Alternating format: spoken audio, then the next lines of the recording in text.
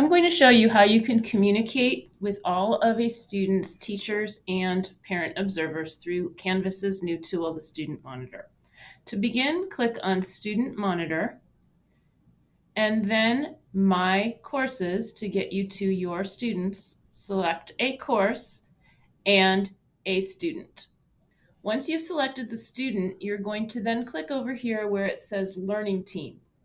This will give you a list of all of the people who are associated with the student, whether it's the counselor, teacher, or parent observers.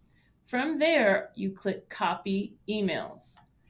Now you have on your clipboard all of the emails listed for the student's learning team, and you can paste those emails into an Outlook email.